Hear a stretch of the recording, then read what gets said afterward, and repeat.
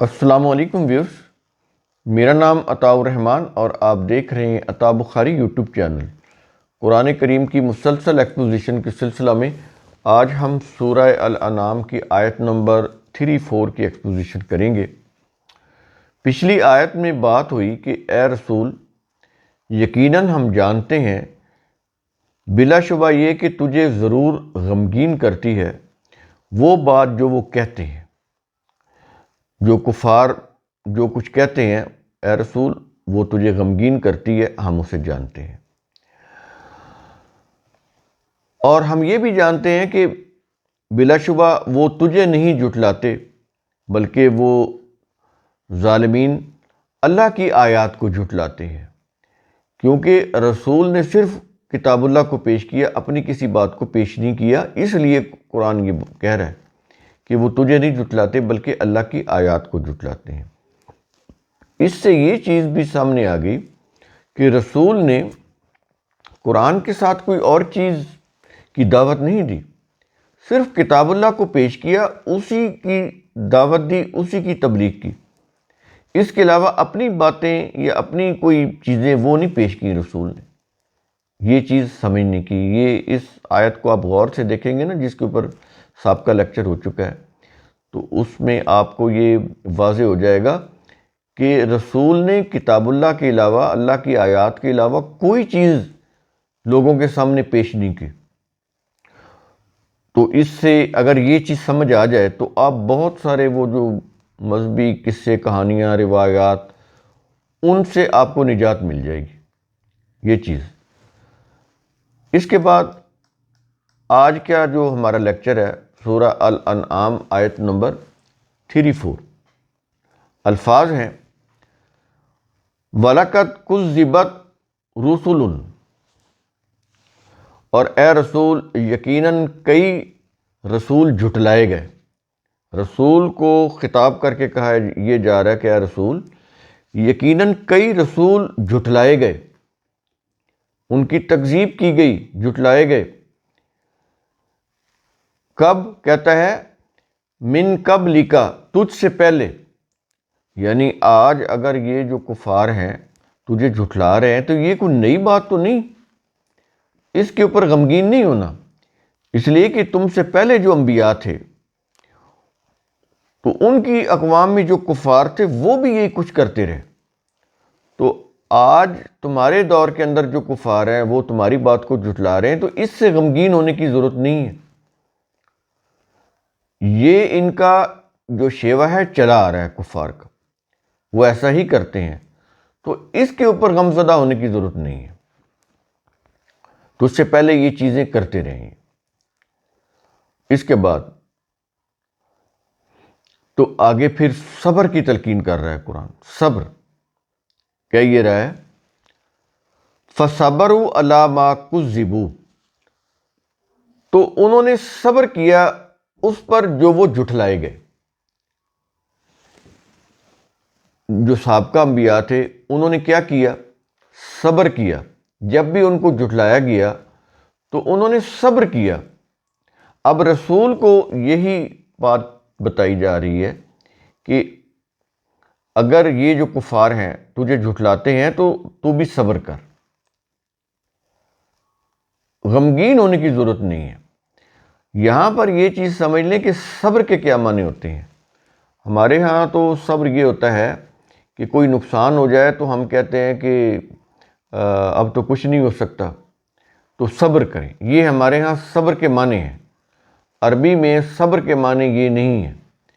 عربی میں صبر کے معنی ہے اسٹیڈ فاسٹ، کہ کوئی مشکل وقت آیا تو جو بھی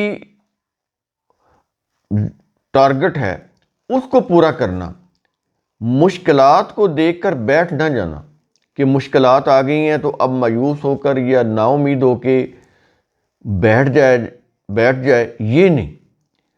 مشکلات، مصائب کو جھیلتے ہوئے،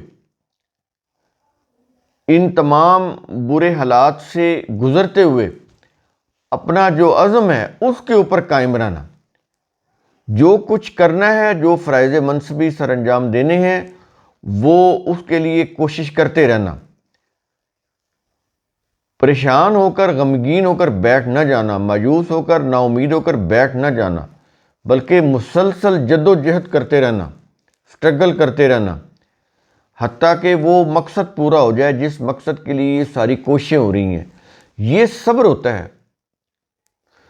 استقلال کے ساتھ، عزم و ہمت کے ساتھ مشکلات کو برداشت کرتے ہوئے اپنے مقصد، اپنے منزل کو پانے کے لیے مسلسل کوشش کرتے رہنا، نا امید ہو کر مایوس ہو کر بیٹھ نہ جانا، یہ ہوتا ہے صبر کرنا۔ اب بات سمجھ آئے کہ صبر ہوتا کیا ہے اور ہمارے ہاں صبر کے کیا معنی لیے جاتے ہیں۔ میں نے دونوں چیزیں آپ کو واضح کر دی۔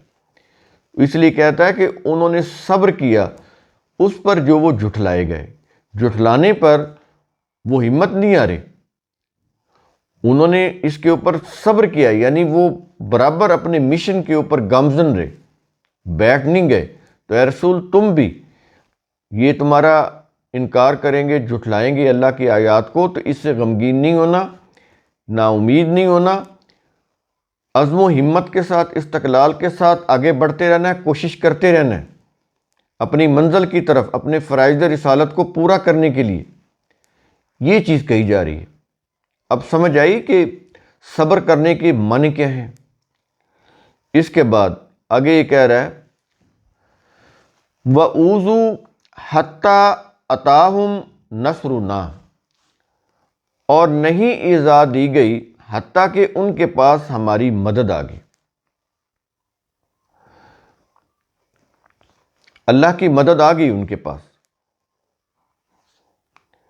جتنی بھی انہیں آزاد دی گئی، تکلیف دی گئی، جتنا بھی انہیں مشکلات سے، مصائب سے گزرنا پڑا وہ گزرے، ہمت نہیں آ رہی، نا امید نہیں ہوئے، مایوس نہیں ہوئے، جتنی بھی اذیتیں آئیں انہوں نے برداشت کی، جتنے بھی تکالیف مصائب آئے انہوں نے برداشت کیے، تو یہاں تک اللہ کی مدد آ گئی۔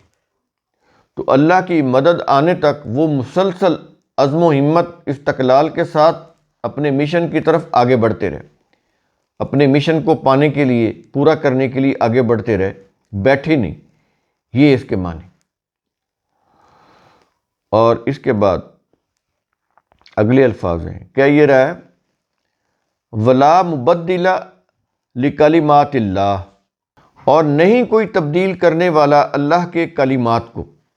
یہ اللہ کے کلمات کیا ہوتے ہیں؟ اللہ کے قوانین، اس کے اصول، ضابطے۔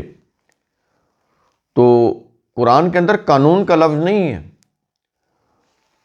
قانون یعنی یہ ہماری زبان کا لفظ ہے نا قانون، تو قرآن نے تو بڑے جامع الفاظ استعمال کرنے ہیں۔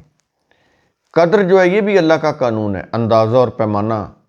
قدر کے معنی ہوتے ہیں اندازہ اور پیمانہ، اسی سے قدیر ہے، قادر ہے، واللہ علی کل شیء قدیر، وہ اندازے اور پیمانے مقرر کرنے والا۔ تو وہ اندازے اور پیمانے جو ہیں وہ اللہ کے قوانین ہیں۔ تو قدر جو ہوتا ہے، اندازہ اور پیمانہ، وہ اللہ کا قانون ہوتا ہے۔ کلمہ اللہ کا قانون ہوتا ہے۔ کلمہ جب پریکٹس میں آتا ہے تو وہ سنت بن جاتا ہے، یعنی سنت کا مطلب، اس کا مطلب ہوا پریکٹس، قانون کی پریکٹس۔ اللہ کا قانون کلمہ، جب یہ کلمہ عمل میں آتا ہے تو یہ پھر سنت بن جاتا ہے، یعنی پریکٹس میں آ جاتا ہے۔ سنت پریکٹس کو بولتے ہیں، یہ بھی اللہ کا قانون ہوتا ہے۔ تو نہ اللہ کا کلمہ یعنی قانون بدلتا ہے، اور نہ ہی اللہ کی سنت یعنی اس کا قانون بدلتا ہے۔ سنت بھی اس کا قانون ہے اور کلمہ بھی اس کا قانون ہے، لیکن فرق یہ ہے کہ جب کلمہ یعنی قانون پریکٹس فارم میں آ جاتا ہے تو وہ پھر سنت بن جاتا ہے۔ اور یہاں پر یہ چیز سمجھ لیں کہ کلمہ بھی اللہ کا ہے، یعنی قانون بھی اللہ کا ہے، اور سنت یعنی قانون کی جو پریکٹس ہے وہ بھی اللہ کی ہے، اور یہ دونوں نہیں بدلتے۔ اس لیے کہہ رہا ہے کہ ولا مبدلہ، تبدیل کرنے، نہیں کوئی تبدیل کرنے والا۔ اللہ کے کلمات کو، اس کی سنت کو کوئی تبدیل نہیں کر سکتا۔ اب وہ جو مذہبی کتابوں کے اندر جن چیزوں کو انہوں نے رسول کی سنتیں بنایا وہ بدل جاتی ہیں۔ آج سعودی عرب میں جب دباؤ آیا تو پہلے سنت تھا کہ عورتیں ڈرائیونگ نہیں کریں گی، اب دباؤ آ گیا تو وہ عورتیں ڈرائیونگ کر رہی ہیں، اب وہاں پہ فتویٰ جاری ہو گیا۔ تو انسان جب کوئی چیز بناتا ہے اس کو قانون کا درجہ دیتا ہے، مذہبی قانون بناتا ہے، شریعت کا درجہ دیتا ہے، یا اس کو وہ کہتا ہے کہ یہ سنت ہے، وہ حالات کے دباؤ سے وہ بدل جاتی ہیں۔ لیکن جو اللہ کی سنت ہے، جو صحیح معنوں میں اللہ کی سنت ہوتی ہے، اللہ کا قانون، وہ کبھی نہیں بدلتا۔ جب لاؤڈ سپیکر آیا تو اس میں اذان کہنا خلاف سنت تھا، اب لاؤڈ سپیکر کے بغیر ان کا گزارا ہی نہیں۔ پہلے ٹی وی کے اوپر آنا، ٹی وی دیکھنا خلاف سنت تھا، اب ٹی وی کے بغیر ان کا گزارا ہی نہیں۔ بدل گئے نا، حالات بدلے تو ساتھ ہی ان کی وہ سنتیں بھی بدل گئیں۔ یہ چیزیں ہوتی ہیں۔ لیکن جس چیز کو اللہ نے اپنی کتاب کے اندر کلمہ یعنی قانون کا ہے، اور سنت یعنی اپنے قانون کی پریکٹس کا ہے، وہ کبھی بھی نہیں بدلتی، کوئی اس کو بدل ہی نہیں سکتا۔ یہ سورج کی جو رفتار ہے، اس کی جو منازل کے اندر جو گردش ہے، انسان اس کو بدل ہی نہیں سکتا۔ یہ اللہ کا قانون ہے، اسی کے قانون کی پریکٹس سے ہی اس سورج سے حرارت اور روشنی ہم تک پہنچ رہی ہے۔ انسان کو اس میں کوئی عمل دخل نہیں بدل سکتا اس کو۔ پانی جو ہے وہ H2O سے پیدا ہوگا، اور جتنے اس کے ایلیمنٹس پرپورشن ہے اسی سے پیدا ہوگا۔ ہائیڈروجن کے 2 ایٹم اور آکسیجن کا 1 ایٹم، اس کی اگر پرپورشن میں چینج آئے گی تو وہ پانی نہیں بلکہ وہ زہر بن جائے گا۔ انسان اس سے ہٹ کر پانی بنا ہی نہیں سکتا، اس فارمولے کو چینج نہیں کر سکتا کہ چینج کر کے پانی بنا لے، نہیں بنا سکتا۔ اللہ کے قانون یعنی H2O یہ اللہ کا قانون ہو گیا، اس کا کلمہ ہو گیا۔ جب یہ H2O بنا یعنی ملا، ہائیڈروجن کے 2 ایٹم اور آکسیجن کا 1 ایٹم جب ملا تو یہ پھر سنت بن گیا، اللہ کا قانون پریکٹس فارم میں آ گیا۔ اب پانی جو ہے یہ اللہ کی وہ جو سنت ہے اس کی روح سے پانی بن گیا۔ اب میں نے آپ کو اس لیے یہ چیزیں سمجھاتا ہوں تاکہ آپ کو کلیئرلی واضح کانسیپٹ کلیئر ہو جائے کہ قانون کیا ہے اور سنت کیا ہے۔ یہ تو مذہبی چیزوں کو انہوں نے سنت بنایا نا، کائنات میں تو جگہ جگہ اللہ کی سنت کار فرما ہے، جگہ جگہ۔ ستاروں میں بھی یہ جو نظام فلکیات ہے اس میں کاسمالوجی، اور یہ جو زمین کے اندر ہر جگہ اللہ کے قوانین اور اس کی سنت رائج ہیں، کوئی نہیں بدل سکتا ان کو۔ پھلوں کے اندر جو خواص رکھے ہیں تو کوئی ان خواص کو چینج نہیں کر سکتا۔ جو خاصیت کسی ایک جڑی بوٹی کی ہے، کوئی حکیم بڑے سے بڑا ڈاکٹر اس خاصیت کو چینج نہیں کر سکتا۔ وہ ہزاروں سال پہلے بھی تھی وہی خاصیت، وہ آج بھی وہی خاصیت ہے۔ یہ اللہ کے قانون اور اس کی پریکٹس، کوئی انسان ایسا نہیں جو اس کو بدل دے، انچینجیبل ہے وہ ہر دور میں۔ یہ چیز ہوگی۔ اس کے بعد آیت کے آخر میں کیا یہ رہا ہے کہ وَلَقَدْ جَاءَكَ مِن نَبَإِ الْمُرْسَلِينَ، اور یقیناً تیرے پاس رسولوں کی کچھ خبریں آ چکی ہیں۔ اب یہاں پر یہ چیز اور دیکھ کہ اور یقیناً تیرے پاس رسولوں کی کچھ خبریں آ چکی ہیں۔ کہاں سے؟ بذریعہ وحی۔ جب تک اللہ نے نہیں بتائیں رسول کو ان کا علم نہیں تھا، جب رسول کو بتائیں تو اس کے بعد ان کو علم ہوا۔ اگر وہ وہاں اس معاشرے میں کچھ یہ چیزیں مشہور تھی تو وہ قطعی یا یقینی نہیں تھی۔ جب کتاب اللہ نے بیان کر دیا تو وہ حتمی اور یقینی طور پر ان کو بیان کر دیا حق کے ساتھ۔ تو اس لیے بہت ساری مشہور چیزیں تھیں عربوں کے ہاں جو مشہور چلی آ رہی تھی، لیکن وہ غلط تھی، وہ جیوز کی پھیلائی ہوئی تھی، کرسچن کی پھیلائی ہوئی تھی۔ تو قرآن نے پھر ان کی تصحیح کے لیے صحیح باتوں کو پھر وحی کے ذریعے رسول کو باخبر کیا۔ تو اس لیے کہتا ہے کہ یقیناً تیرے پاس رسولوں کی کچھ خبریں آ چکی ہیں۔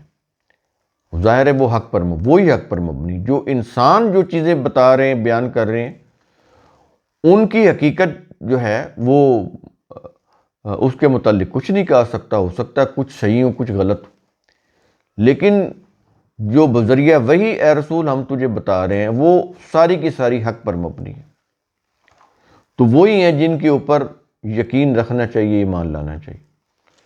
تو قرآن کریم کا اصول ثم تفکروا، اس کی روح سے آپ خود بھی سوچا کریں، سمجھا کریں، غور و فکر کیا کریں۔ شکریہ۔